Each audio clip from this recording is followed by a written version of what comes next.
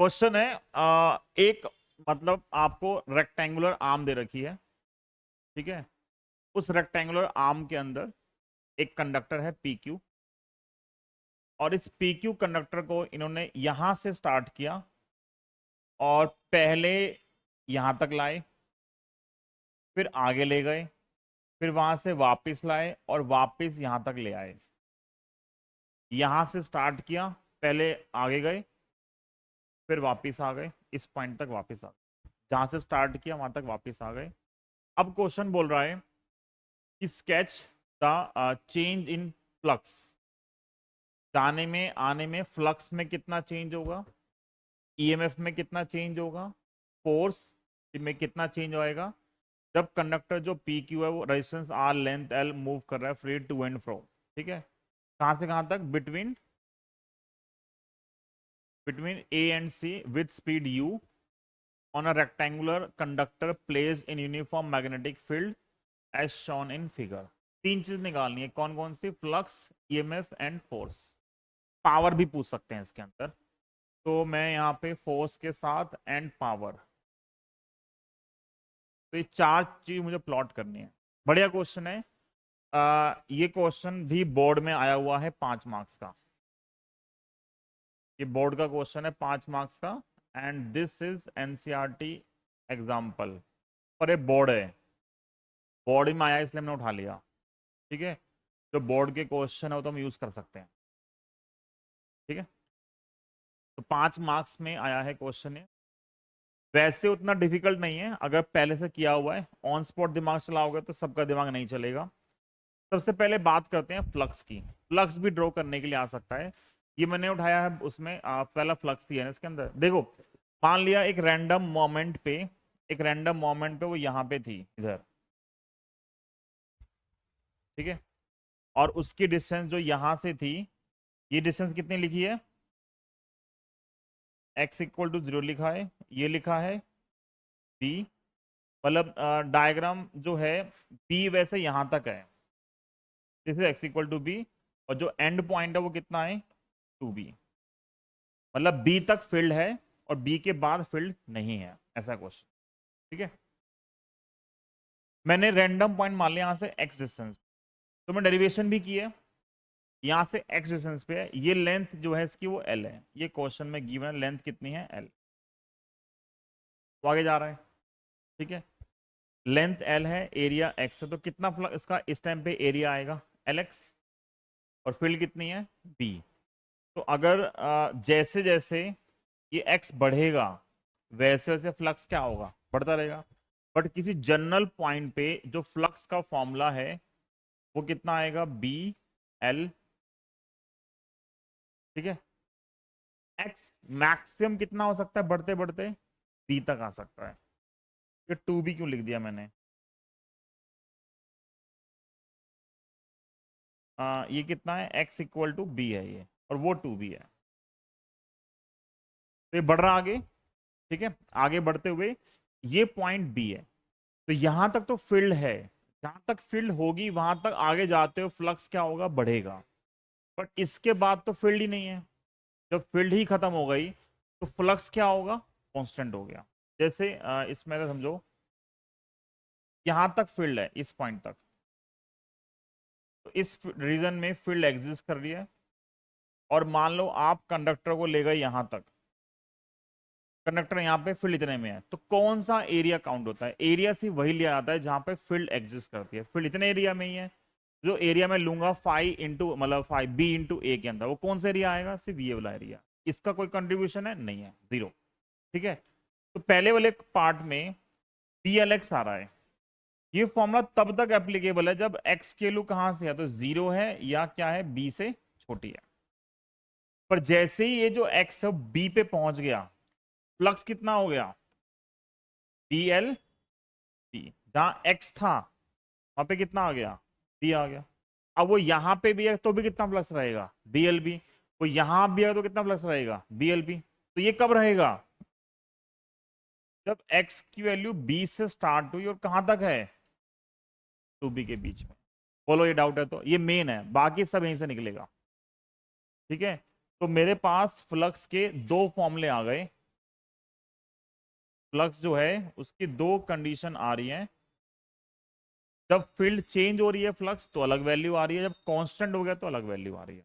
ठीक है, बाकी सब इनसे निकलेगा। अब देखो ईएमएफ क्या होता है,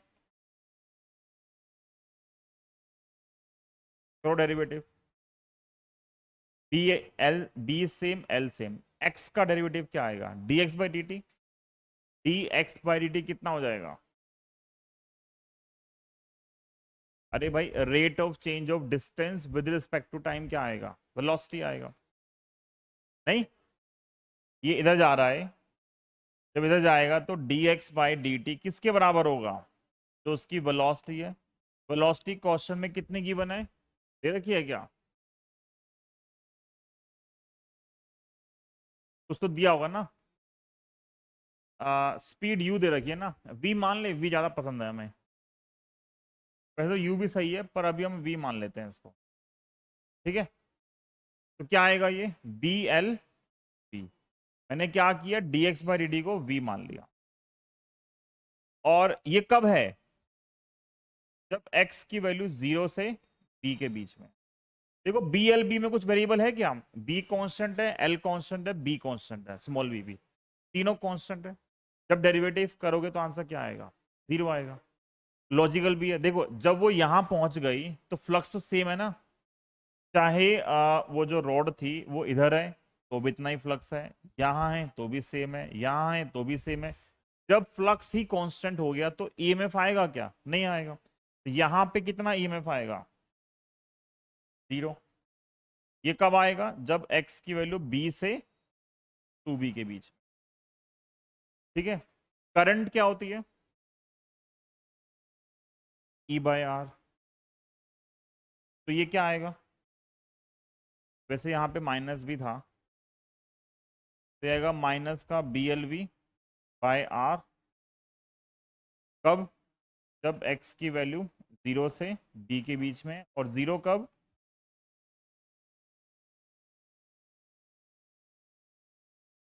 बोलो कोई डाउट है तो। हाँ ठीक है, यहां तक नहीं, सही है। कितने निकल गए, 3, फ्लक्स, ईएमएफ और करंट। और क्या निकालना मुझे, एक फोर्स, और हम पावर भी निकाल सकते हैं। तो अभी देखो एक बार, फोर्स का फॉर्मूला क्या होता है, फोर्स होता है आई एल बी, है ना। तो जहां पे आई था, आई कितना था, आई कितना है, B L V by R. तो B L V by R into L into B, क्या बन गया ये, B square L square V by R, यही है। और पावर क्या होती है वैसे, पावर होती है फोर्स इंटू वेलोसिटी। तो पावर क्या आएगी, पावर क्या होगी, या तो यहां से निकालो, और पावर होती है, पावर के दो फॉर्मूले आते हैं। एक फॉर्मूला ये भी आता है आई स्क्वायर आर, है ना। आई कितना है, B L V by R square into R, क्या आएगा, B square L square V square by R square into R. और ये बचेगा B square L square V square by R. ये सब तब है जब ईएमएफ होगा तो ही करंट आएगी, सब कुछ होगा। जहां पे ईएमएफ 0 हो गया, सेकंड पोर्शन में कुछ भी नहीं आ रहा, सब कुछ कहां पे आ रहा है, जहां पे फ्लक्स बदल रहा है। ठीक है, तो अगर मैं इसी को आगे लिखूंगा इनका लॉजिक का यूज करके, तो मैं अब लिख सकता हूं फोर्स किसके बराबर आएगा, minus B square L square V square by R. कब,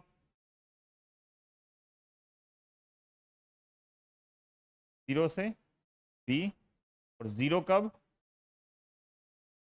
बी से, पावर बी स्क्वायर कब, 0 से बी, और 0 कब,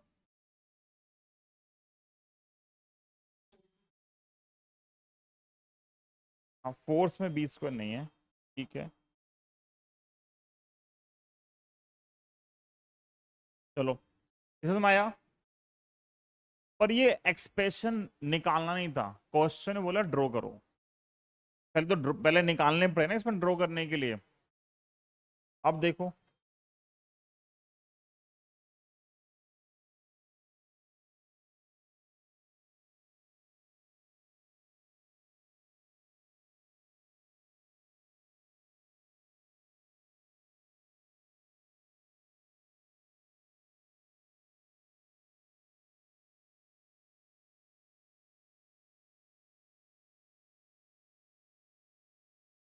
देखो कंडक्टर पहले था 0 पे, वो बी पे गया, 2B पे, फिर वापस बी पे, और फिर वापस कितना आ गया, 0। तो ये कंडीशन है।